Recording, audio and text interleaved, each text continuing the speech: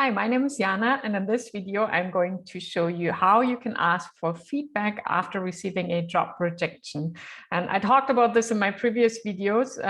I explained why, from my point of view, it really makes sense to ask for feedback after receiving a rejection. So if you haven't seen this video, make sure that you watch it. I'll link it at the end of this video I'm recording right now.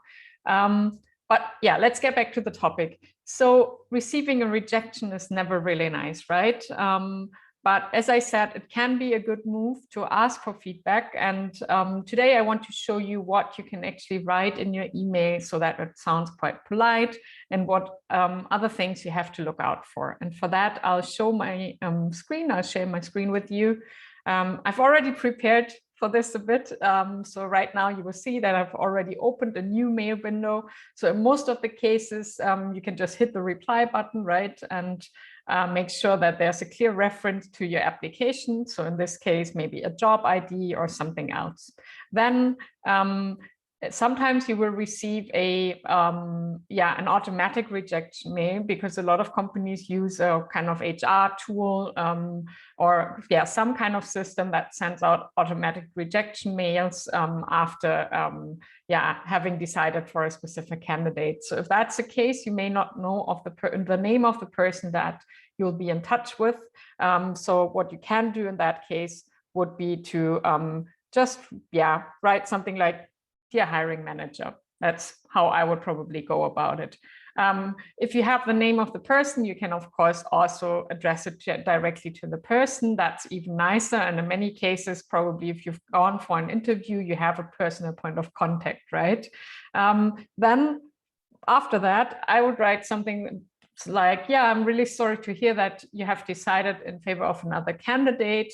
I mean, that's never something that's nice to hear, right? So show that you regret hearing that, and still be polite. So I think I would always thank them for taking you into account, and also for letting you know, because it just shows that you are polite, even though you may be disappointed. But it doesn't really help you to show them that you are frustrated or angry or whatsoever.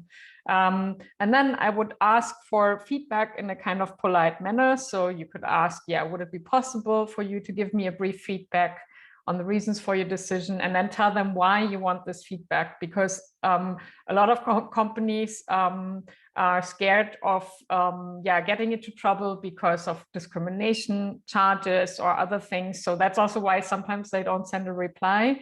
They're just scared of getting into trouble, and also sometimes the HR person just doesn't have the time to give feedback. But I think if you tell them that you want feedback because you would like to improve and work on your profile or your application performance or other stuff, maybe you are lucky and maybe you encounter someone who would be willing to give you feedback. So make sure that you tell them the reason why.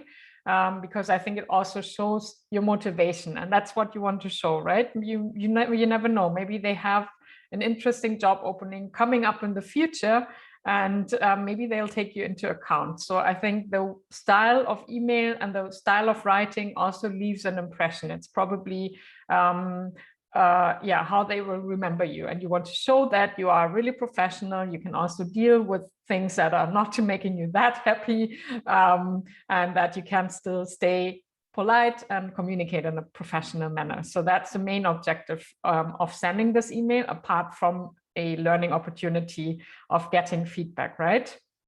Then last, I would just say, I look forward to hearing from you. So you can also leave it open and up to them if they want to give you a quick call or just drop you an email. That's, I think, up to them. It depends on their mode of communication and also the kind of time they have. And then just, thank them and send them your regards, and include your name, of course. And then at the very end, always make sure that you include your contact data once again, to make it really easy for them to reach out to you. So make sure that you include your phone number. Your mail address is anyways known to them if you reach out to them. But I always just type it down to be on the safe side. And then maybe include your LinkedIn link or another profile you've been using, if there's anything else, any online profile you have, just to make sure that all the data is there, because they may want to look you up in the future. And for that, I think it's helpful to include this data as well. Yeah, and that's it. And then you can just click the send button, hit the send button, and send out your email. That's how I would go about it. Of course, I think the exact style of your email always depends on you personally, and also the way of communication you had with this company. Some companies have a more informal style of communication, some have a more formal style of communication. So that's up to you. I just wanted to give you a general example, which I think can be used in a lot of different setups, and you can probably adapt it a bit to your needs. So I hope this was helpful for you. Let me know in the comments. Also, let me know if there are any other topics you would like me to talk about. And I'm considering publishing a job post about this as well on our website, on our career blog, where you can, just copy all those templates I've been using here, also in my other videos. So if that's something that's interesting for you, then let me know.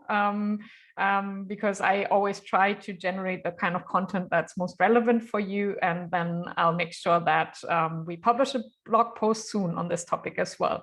So all the best. I hope you get some good responses on your emails. And of course, I hope you don't get that many rejections. So all the best and see you soon.